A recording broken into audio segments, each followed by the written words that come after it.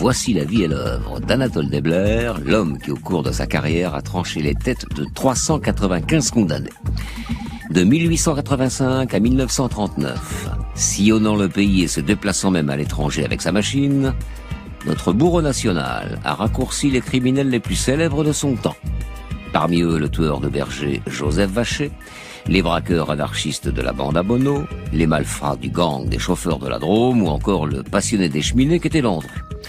Loin des clichés véhiculés alors par la presse de l'époque et des rumeurs nombreuses qui courent sur lui, la vie d'Anatole Debler nous éclaire sur la réalité du métier de bourreau, sur cet outil de fantasme qu'incarne la guillotine et sur l'évolution de la pensée autour de la peine capitale. Notre invité aujourd'hui, Gérard Jäger, historien, essayiste et grand reporter. Il est l'auteur de plusieurs ouvrages sur les faits de société, dont 2 de référence consacrés précisément à l'histoire d'Anatole Debler. Affaires sensibles, une émission de France Inter, en partenariat aujourd'hui avec le site de presse de la BNF. Récit documentaire Adrien Cara, coordination Franck Cognard, réalisation Hélène Bizio. Fabrice Drouel. Affaires sensibles. Sur France Inter.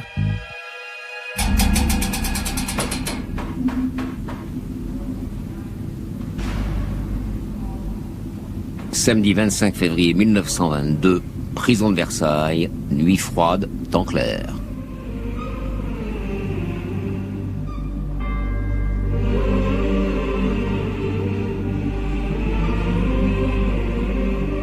Il est 5h30 du matin, lorsqu'un gardien frappe à la porte d'une cellule du quartier des condamnés à mort. Réveillé en sursaut, le prisonnier a tout juste le temps de se redresser sur sa couchette que la porte s'ouvre et que plusieurs ombres noires au visage grave pénètrent dans la pièce. Il y a là, comme le veut la règle, le procureur général avec ses 2 substituts, le directeur de la police judiciaire, un aumônier, le médecin de la prison et les 2 avocats du détenu. Une délégation qui sent le sapin et une voix qui s'élève, plus menaçante que jamais. Landru, j'ai l'honneur de vous informer que votre recours en grâce a été refusé. L'heure de l'expiration a sonné, lance le procureur à l'attention du prisonnier de 52 ans. Hébété, hagard, et pas surpris, le détenu s'assoit sur sa couchette, calme, résigné. Le procureur poursuit et lui assène. Ayez du courage, Landru. Du courage? N'ai-je pas l'habitude d'en avoir? Messieurs, je suis à votre disposition. Veuillez me passer mes habits. Voulez-vous entendre la messe lui demande alors l'aumônier d'un ton hésitant. Oh, mais ce serait avec plaisir, monsieur l'abbé. Mais tout le monde est prêt. Il ne faut pas nous faire attendre. Le médecin de la prison s'avance à son tour. Comme le veut le rituel, la cérémonie, il propose à Landru un verre de rhum et une cigarette. Celui-ci refuse. Les seuls mots du condamné sont pour ses 2 avocats. Je vous remercie de m'avoir cru et de m'avoir défendu. Vient alors le moment de la dernière toilette. L'arrière du crâne de Landru est rasé, le col de sa chemise est coupé, ses mains sont ligotées. Landru, lance une dernière fois le procureur. Avez-vous une révélation à faire avant l'exécution de votre sentence? Je m'étonne que la loi vous permette de me poser une telle question. Je n'appartiens déjà plus à ce monde, et je ne répondrai pas à cette demande que je suis en droit, monsieur le procureur, de considérer comme injurieuse.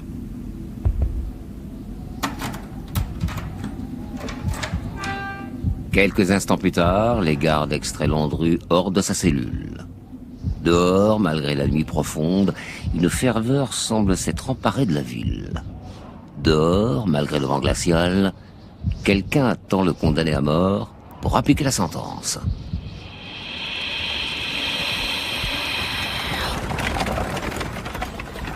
La prison de Versailles, à l'époque, est située en plein cœur de la ville, accolée au palais de justice, à 2 pas de la préfecture de Seine-et-Oise. Depuis l'annonce, la veille, de l'exécution publique de Landru, certains riverains tentent d'accéder à la petite place qui donne sur la porte principale de l'établissement pénitentiaire. Car c'est l'événement. Voilà plus de 20 ans qu'il n'y a pas eu d'exécution ici, à Versailles. Alors, autant dire qu'il y a foule ce matin-là. À tel point qu'un puissant service d'ordre a dû être déployé, des dizaines de policiers quadrillent les rues alentours. Dès minuit, des barrages de cavalerie bloquaient déjà tous les accès à la place. Des brigadiers armés de leurs fusils filtraient les environs. Mais cela n'a pas découragé certains petits malins qui semblent prêts à tout pour assister à l'exécution. Comme en témoignera plus tard Jean-Claire Guyot, reporter à l'Écho de Paris, présent sur place. Dès après minuit, il est indiscutable que ce quartier présentait une animation inaccoutumée, surtout à pareille heure. Il y avait une foule de badauds qui avaient décidé, au dernier moment, de tenter leur chance pour voir quelque chose. Mais étaient venus également les petits malins qui, dès l'annonce de l'exécution, avaient loué des places, particulièrement dans les chambres d'un modeste hôtel dont les fenêtres s'ouvrent à moins de 30 mètres de la porte de la prison, devant laquelle serait dressée la guillotine. Ils escomptaient être là, comme aux premières loges, pour voir comment Landru marcherait au supplice. Henri-Désiré Landru, condamné à mort pour les assassinats de 8 femmes, est une figure criminelle dont le portrait et le nom ont fait la une de la presse depuis plusieurs années. Son procès, très médiatisé, a tenu en haleine une partie de l'opinion publique, alléchée par de possibles révélations sordides sur ses crimes. Alors oui, les gens veulent voir Landru en vrai. Observez celui que la presse a affublé du titre de bête violente sanguinaire. Mais surtout, ils veulent voir lorsque la guillotine tranchera sa tête. Mais qu'on s'y trompe pas non plus. Si toutes et tous ont bravé cette nuit froide pour attendre plusieurs heures sur la place, devant la prison, c'est aussi pour apercevoir un personnage mythique. Celui qui va bientôt appliquer la mort sur ordonnance judiciaire, le bourreau Anatole Desblair. À 48 ans, il est une figure bien connue du grand public, souvent davantage que les clients qui l'exécutent. Cette nuit, Desblair est arrivé vers 4 heures du matin avec sa voiture à cheval, dite des bois de la justice, acclamée par quelques badauds. Puis, avec l'aide de ses 2 assistants, à la lueur d'une petite lanterne, il a installé et équilibré le plateau en bois de sa machine inventée par le docteur Guyot. Ensuite, il a réglé en silence le corps de l'engin et sa bascule. Enfin, il a placé un panier en osier et une malle, l'un pour recevoir la tête du condamné, l'autre pour récupérer le corps. Chacune de ces étapes respecte à la lettre le code d'usage de la guillotine, tel que l'a découvert 20 ans plus tôt Anatole Desblair. Une fois monté, l'appareil doit être apprêté et essayé. Le premier soin du fonctionnaire sera d'enlever la vis mobile qui arrête le ressort de la lunette. Après cette précaution, voici comment le fonctionnaire agira. Premièrement, il prendra en main la grosse corde munie d'un anneau en forme de 8. Cet anneau doit être passé au crochet fixe du couperet. Deuxièmement, en tirant sur la corde, il montera le couperet jusque sous le chapiteau. Troisièmement, il constatera que le couperet n'est plus maintenu que par la double pince à ressort.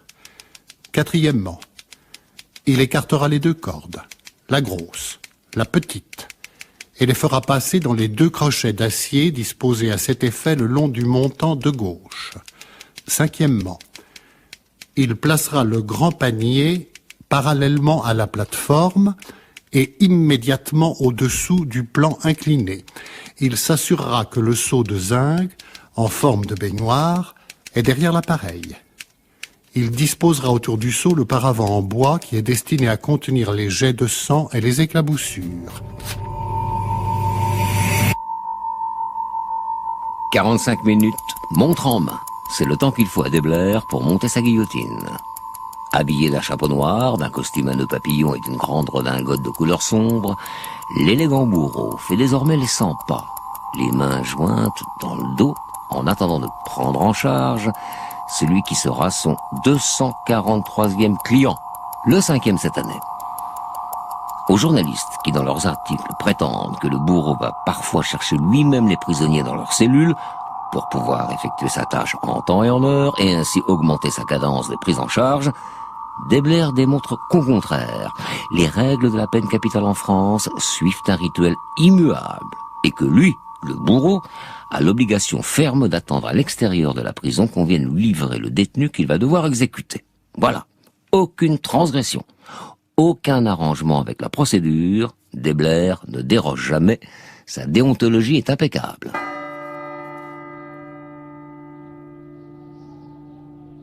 L'horloge de l'hôtel de ville de Versailles sonne 6 heures lorsque la grande porte de la cellule de Landru s'ouvre enfin.